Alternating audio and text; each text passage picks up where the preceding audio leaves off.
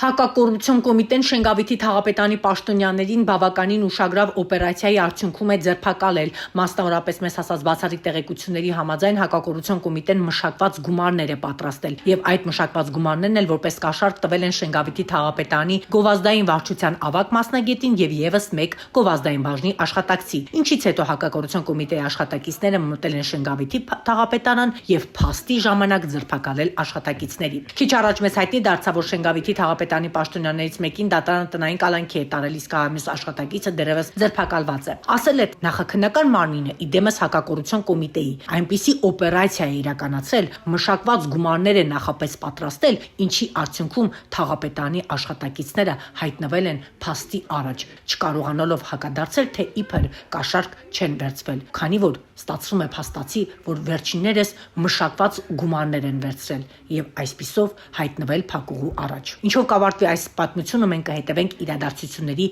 զարգացմանը։ Փաստ է մեկ բան, կա տնային կալանքի տակ գտնվող մեկ պաշտոնատար անձ, իսկ մյուս մասնագետը դեռևս ձերբակալված է։ Հիշեցնենք, դեպքը տեղի էր ունեցել ապրիլի 19-ին Շենգավիթ վարչական շրջանի աշխատակազմում իրավապահները գործողություններ էին իրականացրել, աշխատակիցներ էին ձերբակալվել։ Այս տեղեկությունը հաստատել էր նաև հակակոռուպցիոն կոմիտեից, նշելով, որ ԱԱԾ աշխատակիցների հետ իրականացված համատեղ միջոցառումների արդյունքում կան ձերբակալված անձիկ։ Ուշագրավն այն է, որ Շենգավիթ վարչական շրջանի ղեկավար Ռազմիկ Մկրտչյանն էր դեպքից հետո անդրադարձել, նշելով, թե յուրաքանչյուր քայլ, որն իրականացնում է օրենքի սահմաններից դուրս եւ համայնքի շահերին հակառակ, ինձ համար անընդունելի է։ Կաշառք վերցնելը, հանրային միջոցները յուրացնելը, այսպես ասած, փողուտելը ինձ համար կարմիր գիծ է, որն անցնելն աններելի է եւ նշանակում է դավաճանել ժողովրդին։ Հաշվի առնելով անմեղության կանխավարկածը, այս պահին կլռեմ, նշել էր վարչական շրջանի ղեկավար Ռազմիկ Մկրտչյանը։ Իսկ հարց է առաջանում. ինչով է զբաղված համայնքի ղեկավար Ռազմիկ Մկրտչյանը, երբ իր ղեկավարության ներքո գտնվող կառույցում